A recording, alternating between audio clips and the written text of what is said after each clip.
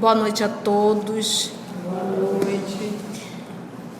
11 de julho de 2016, estudo da obra Renúncia. Hoje estamos iniciando o primeiro capítulo que retrata sacrifícios do amor. E vamos iniciar fazendo a nossa prece de abertura. Divino amigo, amor querido, nós nos candidatamos para a viagem do livro Renúncia, que irá nos trazer a experiência de uma alma nobre que, em nome do amor, renunciou à felicidade entre aqueles que comungam do mesmo ideal para mergulhar na convivência com almas tão diferentes da sua. Que nós possamos, Senhor Jesus, nessa viagem no livro Renúncia, aprendermos um pouco mais,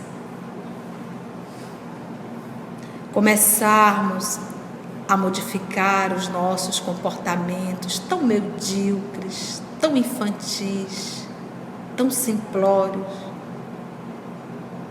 e começarmos a desenvolver e a nos comportarmos como pessoas civilizadas, pessoas adultas, não polida pelo verniz das aparências externas, mas verdadeiramente, Senhor, exteriorizando o bem que já deve habitar dentro de cada um de nós. Muito obrigada, Senhor, pelo chamado, pela oportunidade, e que cada um de nós aqui presente possamos aproveitar essa oportunidade ímpar que nos é ofertado nesta encarnação. Muito obrigado, Senhor, e nos entregamos nas mãos dos nossos amigos espirituais para que possam conduzir esse nosso trabalho em Teu nome, amor querido. Então, vamos nós? Jesus nos conduz. Vamos lá, então? A paisagem era formada de sombras numa região indefinível na linguagem humana. Eles estão no mundo espiritual. Substâncias diferentes das que compõem o solo terrestre constituíam a sua crosta sulcada, marcada de caminhos tortuosos entre arbustos mirrados, à semelhança dos cactos próprios das zonas áridas. Os horizontes perdiam-se ao longe, nas linhas escuras do quadro melancólico, como se aquela hora assinalasse pesado crepúsculo. Fazia frio, agravado pelas rajadas fortes do vento úmido, que soprava rígido, deixando no espaço vaga expressão de doloroso lamento. O lugar dava a impressão de triste país de exílio, destinado a criminosos condenados a penas ingratas. Entretanto, ouviam-se vozes que a ventania quase abafava, como de prisioneiros cheios de expectação e de esperança. Em singular e sombrio recôncavo, pequeno grupo de espíritos culposos comentava largos projetos de atividades futuras. Suas túnicas exóticas e grandes capuzes pareciam identificá-los como estranhos ministros de um culto ignorado na terra. Alguns se revelavam inquietos, taciturnos, outros deixavam transparecer nos olhos enorme desalento. Taciturno, sombrio, silencioso, tristonho. Tá?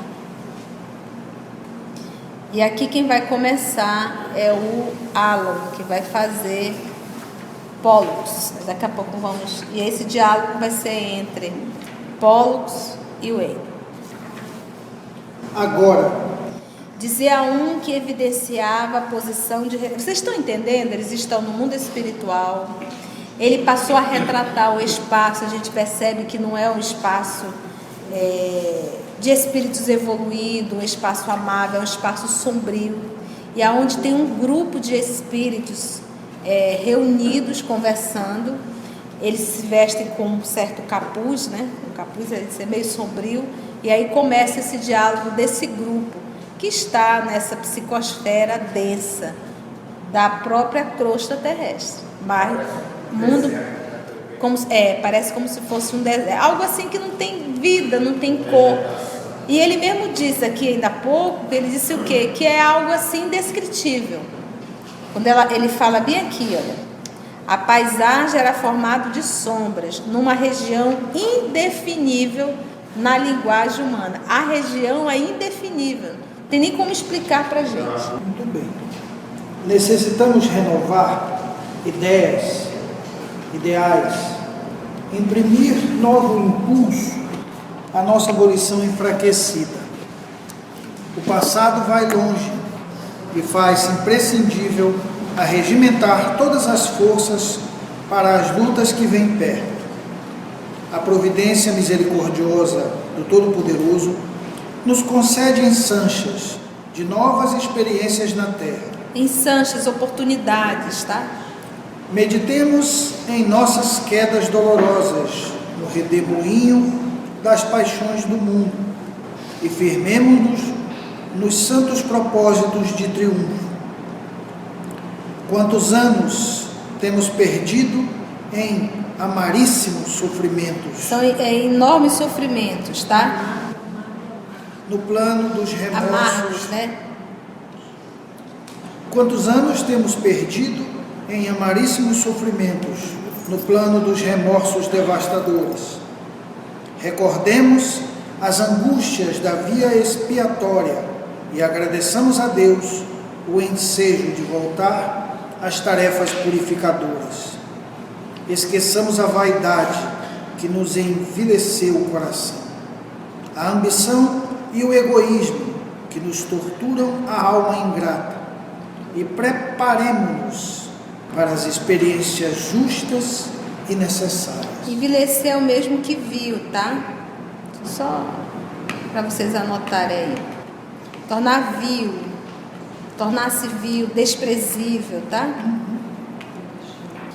A voz do locutor, porém, embargava-se, afogada em lágrimas. A gente percebe nele uma figura perversa? Mas nesse processo dessa avaliação, a gente percebe que ele faliu na sua última encarnação. Quando ele diz assim, ó, quantos anos temos perdido em amargurosos, né, sofrimentos, no plano dos remorsos devastadores? Recordemos as angústias da via, do caminho expiatório e agradeçamos a Deus a oportunidade de voltar às tarefas purificadoras. A voz do locutor, porém, embargava-se afogada em lágrimas. A lembrança dolorosa do passado empolgava o grupo de antigos sacerdotes desviados do nobre caminho que o Senhor lhes havia traçado.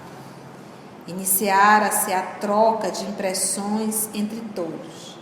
Alguns expunham dificuldades íntimas, outros comentavam a intenção de trabalhar devotadamente até a vitória.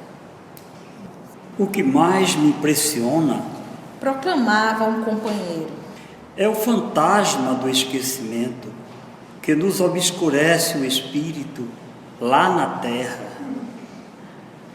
Antes da experiência, arquitetamos 1000 projetos de esforço, dedicação, perseverança.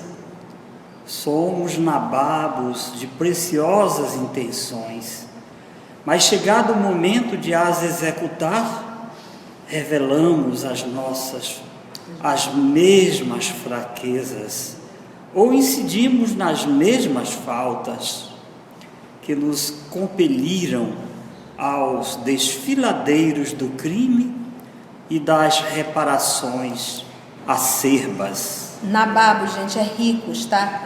Antes da experiência, arquitetamos 1000 projetos de esforço, de dedicação, de perseveranças. Somos ricos de preciosas intenções, mas chegado o momento de as executar, revelamos as mesmas fraquezas ou incidimos nas mesmas faltas que nos compeliram aos desfiladeiros do crime e das reparações grandiosas outrora. Então diz assim que o maior medo é o esquecimento. É mergulhar na carne, esquece de tudo e faz tudo errado de novo. Então, só basta saber aí, só um minuto, que são antigos sacerdotes. E não se esqueçam que esse romance é no século XVII. Então, se eles estão no século XVII, quem tinha maior detenção de poder, até a igreja. Então, quanto mais poder, mais... E a igreja foi a que vendia indulgência, fez tantas coisas, perseguiu, Inquisição, etc, etc, etc. E esses todos são sacerdotes falidos.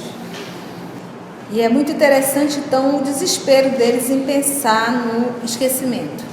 Como retornar a esquecer tudo? Daí o medo. Mas onde estaria o mérito? Explicava o amigo a quem eram dirigidas aquelas observações. Se o Criador não nos felicitasse com esse ouvido temporário, que é o esquecimento temporário, né? Quem poderia aguardar o êxito desejável, defrontando velhos inimigos, sem o bálsamo dessa bênção celestial sobre a chaga da lembrança? Sem a paz do esquecimento transitório, talvez a terra deixasse de ser escola abençoada para ser ninho abominável de ódios perpétuos. Vamos digerir isso que ele respondeu, que foi muito sábio. Você vê que são almas extremamente inteligentes, que têm toda uma informação a nível intelectual, mas é só nível de informação. Por que a gente diz assim? Gente, a gente estuda aqui, a gente aprende tudo, aí quando nós vamos lá para fora, para o dia a dia, nós voltamos a fazer tudo errado. Isso quer dizer o quê? Que o nosso mundo interior ainda está de comum acordo e ainda sente prazer com as atitudes errôneas que nós realizamos. Eu ainda não me incomodei com elas, porque a partir do momento que eu me incomodar, eu vou exigir de mim mudanças, eu vou impor em mim mudanças, porque eu não quero, não me satisfaz mais esse tipo. Então, a mesma coisa aqui. Então, eles estão estudando, estão no mundo espiritual. Quando vai lá para fora, coloca à tona o que está dentro. Então, aqui nós acabamos aprendendo a nível intelectual, achamos muito legal, e realizamos N ideias, desejos, traçamos mudança. Vai lá para fora, volta tudo a estaca zero. Ainda somos duas pessoas, né? Uma na casa espírita e uma fora.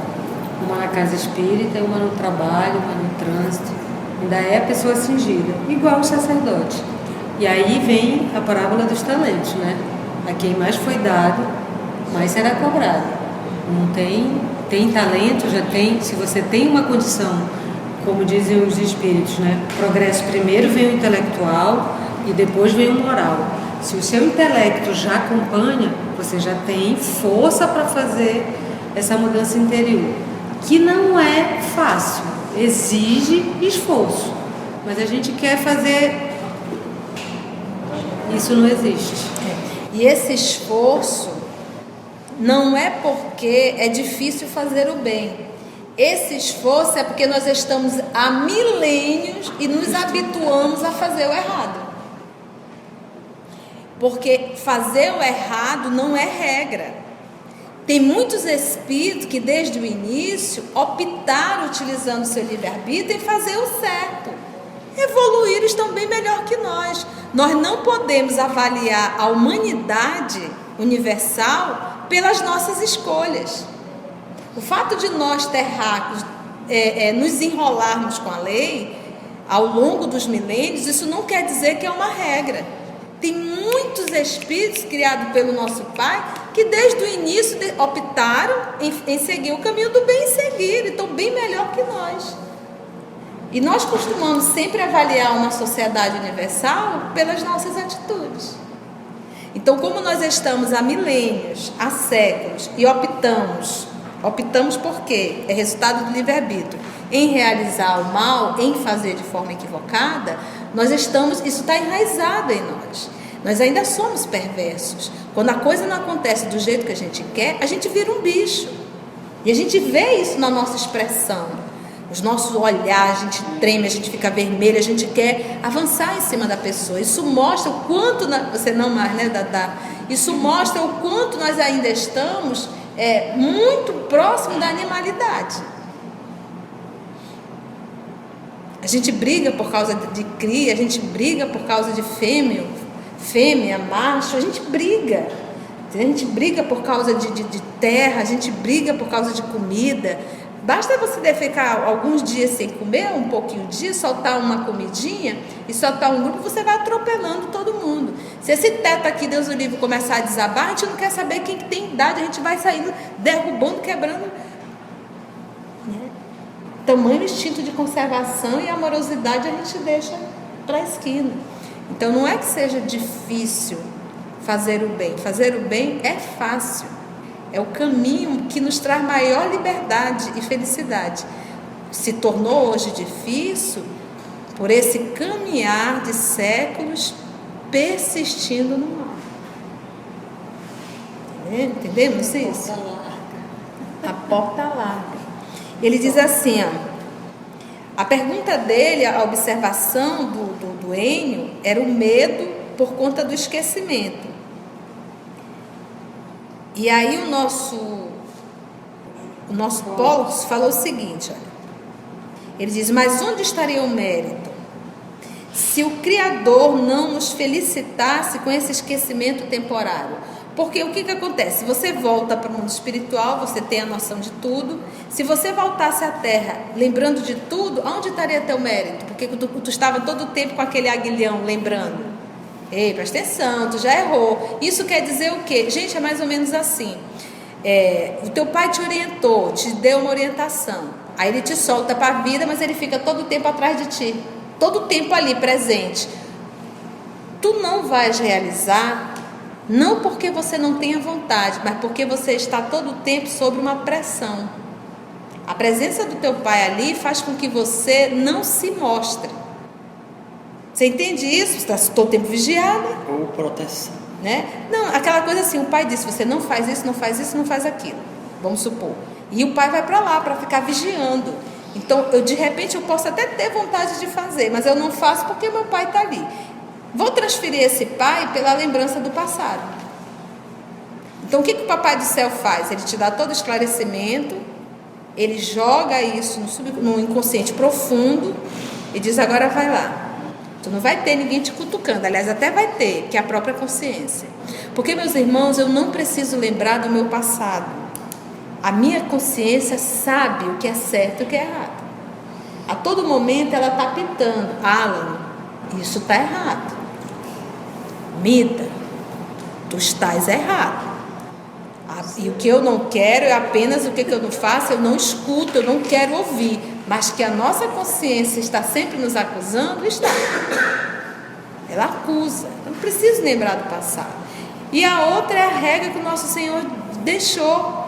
Trata o outro da forma que você gostaria de ser tratado. E ele está deixando mais claro ainda. amai-vos uns aos outros como eu vos tenho amado. Eu sou o exemplo de amor. Então, a forma que eu trato o teu semelhante, trate assim também. Pronto, não tem medo, não tem por que eu lembrar do meu passado, eu já sei de regras básicas. Esse é um dos pontos que ele fala do mérito. Mas ele diz, quem poderia aguardar o êxito desejável defrontando velhos inimigos? Um outro ponto. Porque nós sabemos que como nós somos criaturas que ao decorrer das encarnações arrumamos muitas confusões e algumas vezes fizemos muito mal a várias pessoas, essas pessoas carregam ódio. E essas pessoas precisam rapidamente, tanto eu para com elas, quanto exatamente elas para com a minha pessoa, precisamos nos reabilitar com a lei. Então o que o nosso Pai faz? Coloca embaixo do mesmo teto. Então vem na condição de filho, de filha, de esposo, de irmão. É aquele grupo que passa a conviver, que é um grupo que a gente costuma dizer, é urgente aprender a amar-se uns aos outros. Então o que acontece? Nesse processo, você imagina se você recordasse do passado? Você olhar para sua filha e saber quem é? Você olhar para o seu filho e saber quem é? Você olhar para sua mãe e saber quem é? Você olhar para o seu pai e saber quem é? Um irmão olhar para o outro e saber quem é? Seria fácil isso? Como? Não tem, gente. Quando a gente fala em lembrar do passado, a gente só pensa em imaginar que a gente vai lembrar da nossa vida de rainha. Nós vamos lembrar de tudo. E de todos. Então, é a segunda encrenca. Aí ele vem. Muito bem. Sem o bálsamo dessa bênção celestial, qual é a bênção? Sobre a chaga da lembrança. Ele coloca a lembrança como uma ferida. Quantas atitudes nossas em uma encarnação que nós gostaríamos de esquecer? Nessa encarnação, coisas que nós fizemos nessa encarnação, você diz assim, meu pai, se eu pudesse ter uma borracha, voltar atrás e apagar, eu queria deletar isso da minha, porque eu sofro só de lembrar de uma encarnação. Imagina lembrar de todas? Ele coloca então a chaga da lembrança.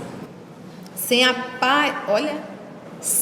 paz do esquecimento transitório por quê? Porque nós vamos recordar, né, Estrela? Quando a gente volta para o mundo espiritual, a gente volta a lembrar. Por isso que muitos espíritos almejam reencarnar, que é para ter um pouco de paz. Quer esquecer a culpa que carregam na mente, na condição de espírito, porque reconhece tudo e pedem para reencarnar, para poder mergulhar no esquecimento e sentir um pouco de paz. Sem a paz do esquecimento transitório, talvez a terra deixasse de ser escola abençoada para ser um ninho abominável de ódios perpétuos. A filha olhar para a mãe olhar para a filha, o irmão olhar para o outro. Você imagina a confusão? Um ódio perpétuo. E aí veio o interlocutor. Entretanto, objetava o interlocutor. Semelhante situação me atemoriza. Sinto enorme angústia só em pensar que perderei novamente a memória, que ficarei quase inconsciente de meu patrimônio espiritual, ao palmilhar as estradas terrestres, qual enterrado vivo a quem fosse subtraída a faculdade de respirar. Olha a comparação que ele faz, né? Isso é como se eu tivesse sido enterrado vivo, né? Sem poder respirar. Mas reencarnar, a gente diz que é entrar realmente numa caixinha pequenininha apertada. Só que ele esquece, claro que a gente já está adiantado com o Evangelho, né? Que para eu saber quem eu fui, né? O Evangelho diz, basta saber as tuas tendências e as tuas inclinações. Exatamente. Para onde te puxa, né? É só a gente saber qual é a tua tendência que você vai saber quem Tem você é. uma pálida ideia, né? Você tem uma pálida ideia da boa peça, da boazinha que você Que nós somos, né? É só avaliar as tendências, realmente, aquilo que o Evangelho diz. E como é que eu vou avaliar minhas tendências? Avalie o que tu pensas. Pelo meu pensamento, eu tenho uma pálida ideia das minhas encrencas. Eu gosto bem do basiquinho. Qual é o estilo musical que tu gosta mais? Pelo teu estilo musical, tu já vai saber que a tua tendência, como diz o nosso lar, os que gostam do samba, do não sei o quê, é uma rodinha desse tamanhinho lá em nosso lar. Quanto mais elevado o gosto musical, mais uma tendência para a espiritualização. Então, tu gosta daqueles forró que é assim, tucu, tucu, tucu, tucu, tucu, tucu, tucu, tucu, tu já vai sabendo de onde a tua tendência te puxa. Então a gente tem que ver dessas coisas, qual é teu gosto, né? Tu ainda gosta de beber, de fumar, dos prazeres mais terra-terra? É para ir. Então imagina, de onde será que eu vim, né? Não precisa ir longe, é só saber de que tu gosta, qual é a leitura que te apraz mais, né? Isso tudo vai dizendo de ti. Não precisa ir longe, não precisa querer saber quem eu fui, se eu fui rainha. Tem rainha também que não valia nada, não. Né, tia? Preferível sem a paz do esquecimento. Vamos lá. Mas como aprenderias a humildade com as reminiscências ativas do orgulho? Poderias acaso beijar um filho sentindo nele a presença de um inimigo figadal? Conseguirias de pronto Figadal, relativo ao fígado, entranhável, profundo, íntimo, um inimigo profundo, tá? Conseguirias de pronto a força precisa para santificar pelos elos conjugais a mulher que manchaste noutros tempos, induzindo-a ao meretrício e às aventuras infames? Não percebes no ouvido terrestre uma das mais poderosas manifestações da bondade divina para com as criaturas criminosas e transviadas? Não percebe no esquecimento terrestre, né? Uma das mais poderosas manifestações da bondade divina, olha, para com as criaturas criminosas e transviadas. Porque da mesma forma que eu iria lembrar do meu, eu ia lembrar do Alan. Imagina, por exemplo, no livro, 50 anos depois, o então imperador da época, se não me falha a memória, era Adriano, ele desencarna e logo ele reencarna como um escravo, filho de uma escrava. Você imagina as pessoas passarem por ele? Olha aí o imperador onde está. E até para ele mesmo saber que esteve na condição de um imperador e agora estava como um escravo. Um menino pobre, miserável. Por isso é que ele coloca, não percebe no esquecimento terrestre uma das mais poderosas manifestações da bondade divina para com as criaturas criminosas e transviadas. Deus diz assim: meu filho, vai lá, ninguém vai lembrar do teu passado, ninguém, nem tu. Para você, porque o papai não quer te humilhar. O papai quer que você se eduque. Não tem intenção de te humilhar. Então você não vai lembrar de nada. Vai ser um novo corpo que não tem absolutamente nada a ver com o anterior. Você vai começar do zero e vai aprender as lições. Vai ter só umas depressõezinhas, né? Pode até ter umas depressões. Às vezes aquela revolta que você tem, você não aceita seu corpo, você não aceita a família, você não aceita a sua condição social, você se revolta todo tempo, aquela criatura revoltada. Como é que a gente percebe um revoltado? Ele não consegue se relacionar com ninguém, as amizades dele são poucas, 1, 2 pessoas, ele não consegue amar. Porque quando a gente está revoltado com a nossa condição, a gente se fecha no nosso mundinho e não temos a facilidade de aprender a amar as pessoas e conviver. Por quê? Porque eu não amo a mim mesma, eu não amo a vida. Então eu me fecho naquilo, então eu não consigo nem ter amizade, ter amigos, não consigo.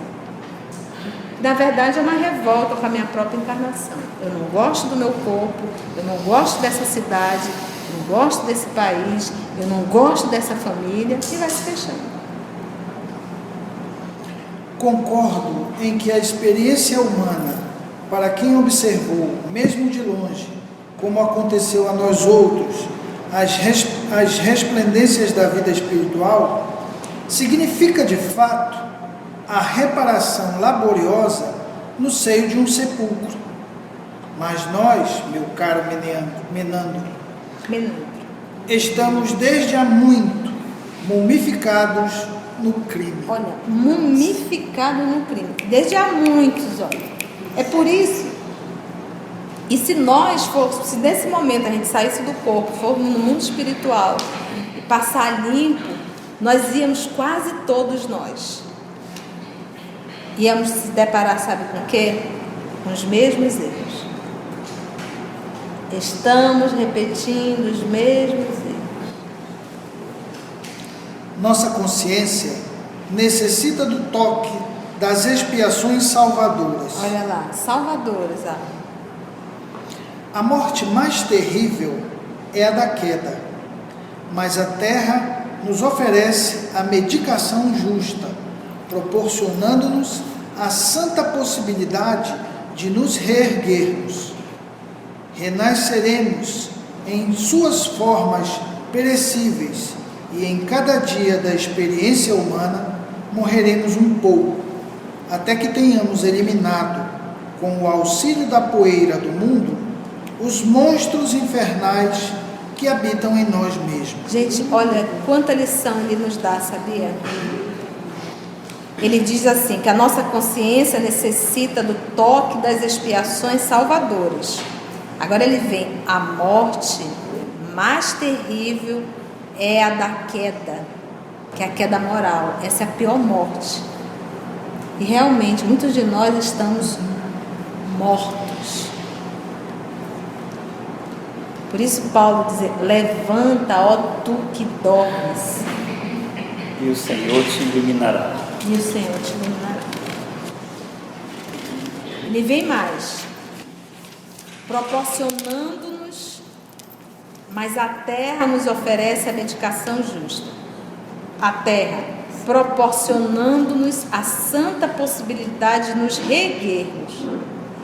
Aí vem, renasceremos em suas formas perecíveis, porque o corpo, né? E em cada dia da experiência humana, morremos um pouco, até que tenhamos eliminado, com o auxílio da poeira do mundo, os monstros infernais que habitam em nós mesmos. Olha que interessante. Os monstros estão aonde, hein? E eles já vão Deles nós mesmo. A turma deles não é mais turma de provas, já é turma de expiações. É, porque eles já estão há muito tempo, né, como ele diz, a gente já está aqui há muito tempo nessa situação. Nós até somos pra, caídos e recaídos.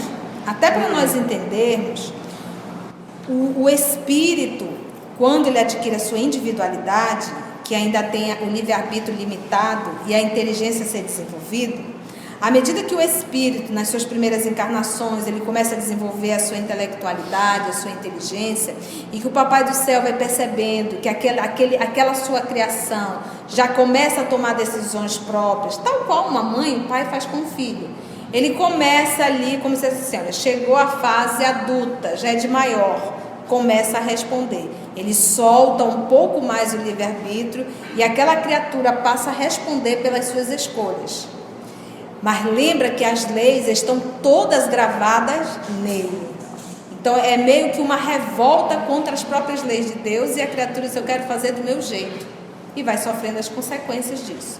Então nesse processo de evolução, a criatura ela começa a passar por provas, tal qual um aluno que aprende e que o mestre realiza uma prova para saber se aquele aluno realmente aprendeu a lição.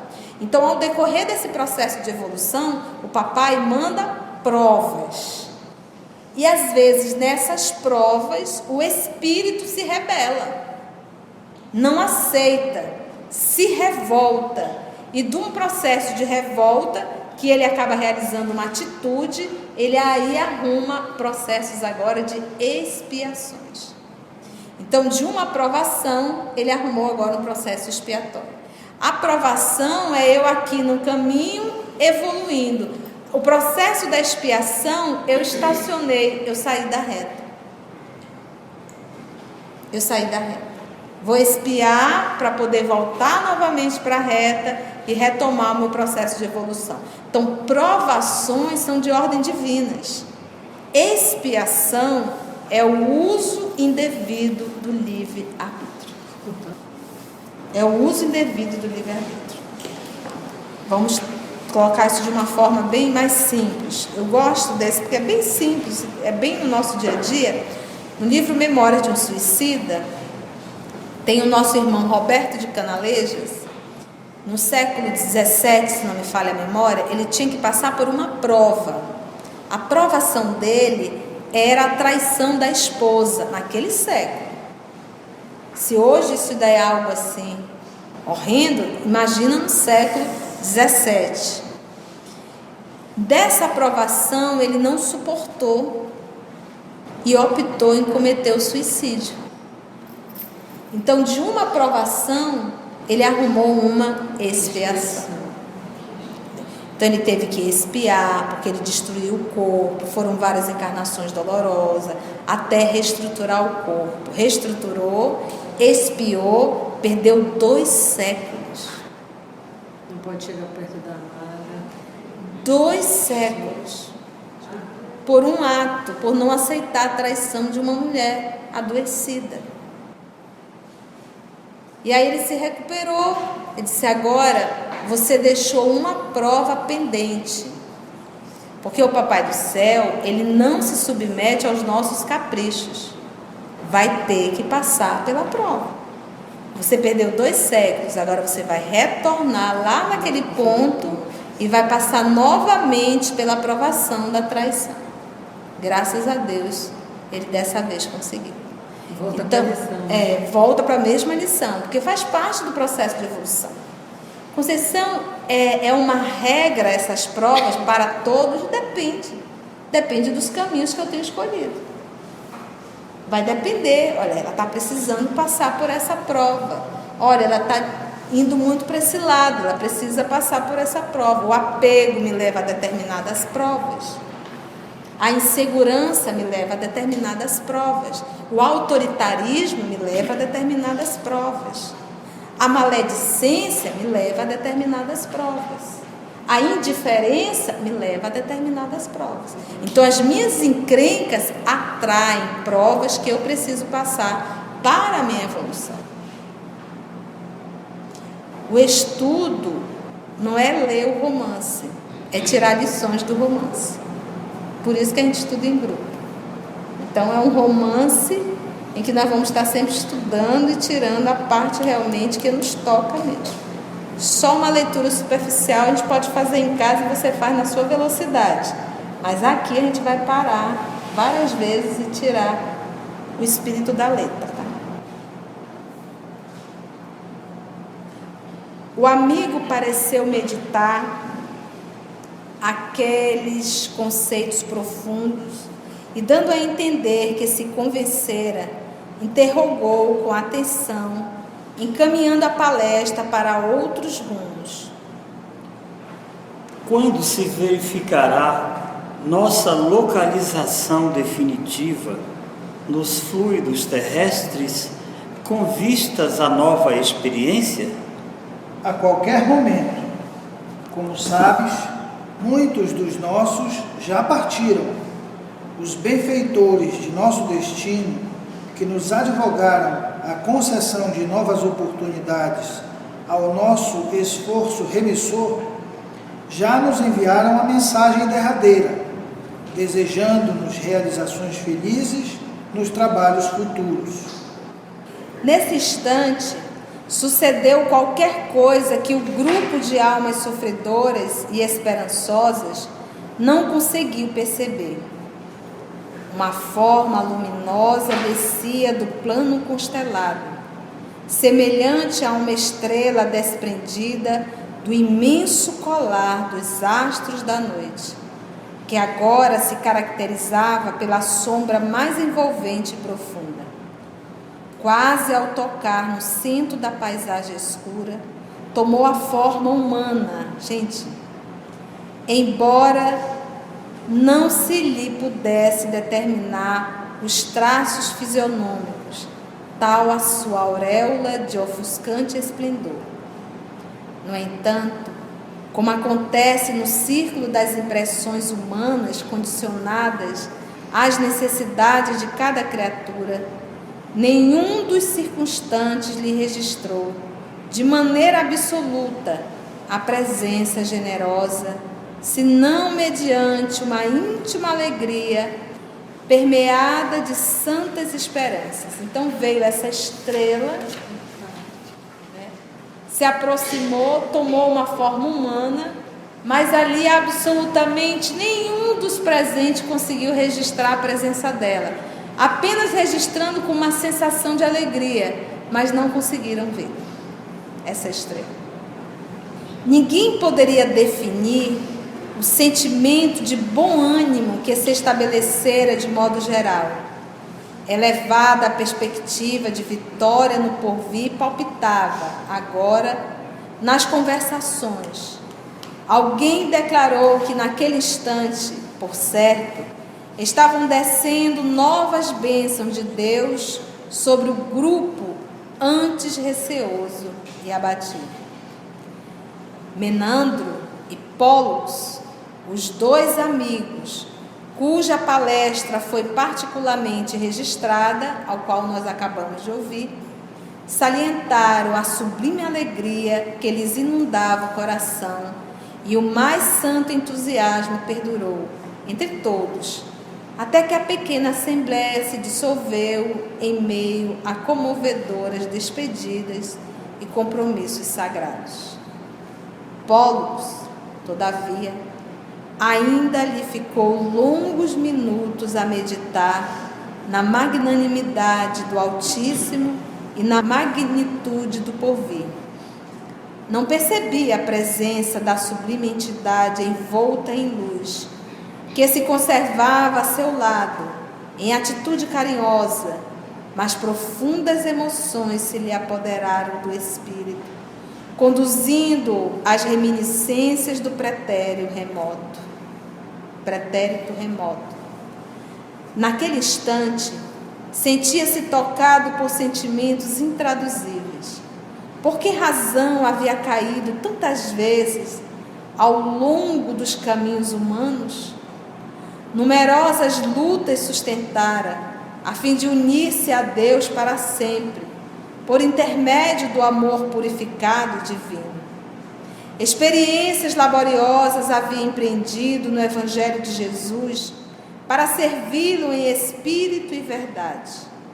Contudo, na luta consigo mesmo, as paixões subalternas sempre saíram vencedoras, em sinistros triunfos. Em que constelação permaneceria Alcíone, a alma de sua alma, vida de sua vida? Só para que possamos entender.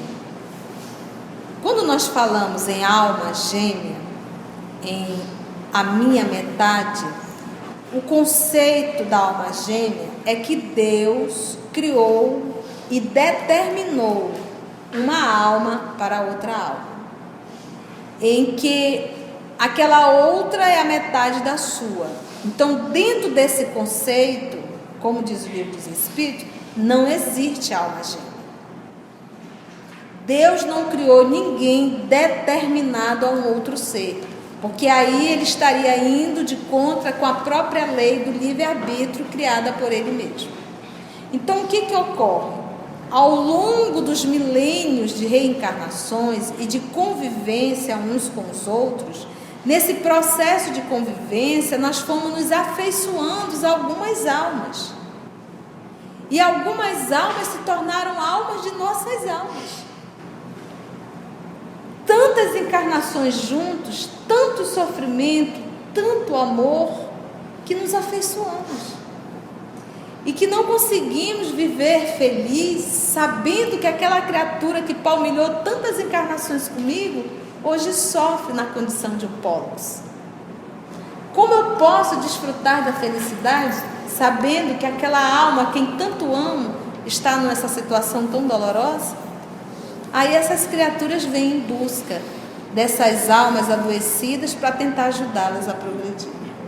No livro respondido por Emmanuel, é muito interessante, é o livro O Consolador, obrigada, Rita, em que é questionado sobre a alma gêmea, e aí Emmanuel dá essa resposta, falando desse processo de evolução, mas o espírito, então, o encarnado, a pessoa que está entrevistando, através de Chico, então pergunta, quem seria então a alma gêmea de Jesus? E a resposta, a humanidade terrena. Então esse amor que Alcione retrata por Pollux, esse amor que Emmanuel e Lívia sentem um pelo outro, esse amor que Saulo conserva por Abigail e Abigail por Saulo, e tantos outros amores anônimos, esse amor nessa intensidade ainda maior é o amor que Jesus tem por ti.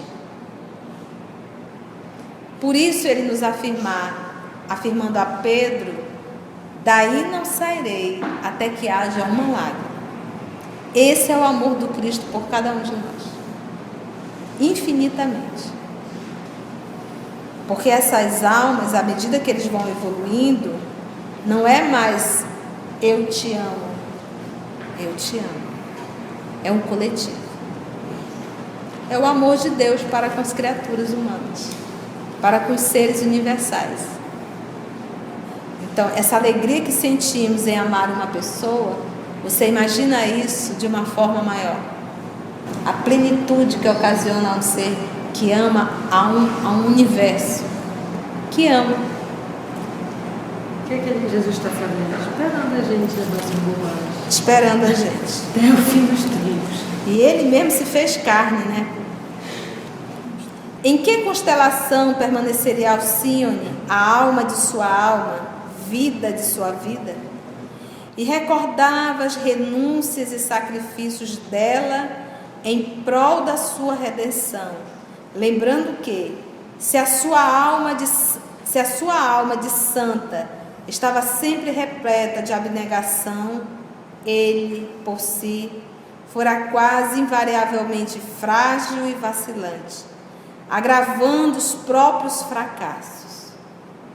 Principiara de alguns séculos a tarefa de resgate e aperfeiçoamento sobre as claridades do Evangelho de Jesus Cristo. Procedera nobremente até certo ponto, mas, no instante de coroar a obra para a vida eterna, caíra miseravelmente como criminoso comum. Desesperara-se, chafurdara-se no lodo cruel.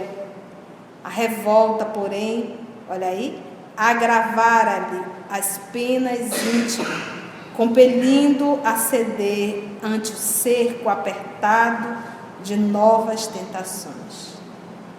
Rememorava agora a figura da alma bem-amada, com lágrimas de amarguroso enternecimento. Sua memória parecia mais lúcida, a sua retina espiritual desenhavam-se os séculos transcorridos. Alcione, sempre pura e devotada, ele sempre incorrigível e cruel. Nas últimas experiências havia pedido o hábito de sacerdote do catolicismo romano, desejoso de entregar-se ao ascetismo regenerador. Preferira tentar o esforço de abster-se das comodidades santas de um lar. Olha que interessante como ele colocou a vida conjugal. Abster-se das comodidades santas de um lar. Porque a gente tende muito a nos acomodar no lar. É o meu marido, a minha esposa e os meus filhinhos. E vive aquele mundinho se acomodando ali dentro. Não deixa de ser santo. mas também acaba nos acomodando. Santo por quê? Porque queira ou não queira, você está cuidando dos filhos de Deus. É um trabalho santo e deve ser realizado, mas acabamos nos acomodando a essa pequena célula e deixando às vezes uma humanidade inteira. Quando nós vamos nascer, existe uma programação muito grande no mundo espiritual, inclusive do próprio encarnado, se ele tiver uma condição. Ele vai avaliar o que ele errou, ele vai avaliar o que ele precisa. Aí vão programar mãe, pai, condições financeira, social, econômica, o país, a família, o Estado, toda uma programação. E vamos acreditar que essa criatura, vamos dizer que ela prejudicou e matou muitas pessoas. Ela precisa se reabilitar com uma sociedade inteira. Ela precisa devolver o que ela tirou, que foi a vida, que foi a saúde. Então, olha, ela vai nascer e vai ser médico. Vou dar um exemplo. Médico. Então, vamos organizar toda uma programação para que ela possa nascer numa família em que possa dar toda uma estrutura para que ela possa vir um dia fazer uma faculdade. Então é todo um estudo, vai nascer na família, vai ter um pai, vai ter uma mãe, vai ter uma estrutura financeira, vai ter toda uma orientação educacional, melhores escolas, aula disso, aula daquilo. O menino conseguiu formar, o menino agora é médico, o menino conseguiu fazer a pós-graduação, fez doutorado, fez isso, fez aquilo outro, está com o título na mão. Foi todo um investimento. Na hora dele realizar aquela coroação, Só pagando.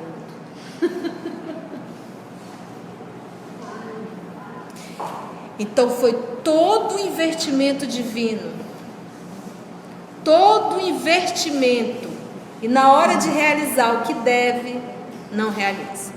No caso do sacerdote, gente, é muito trabalhoso reencarnar.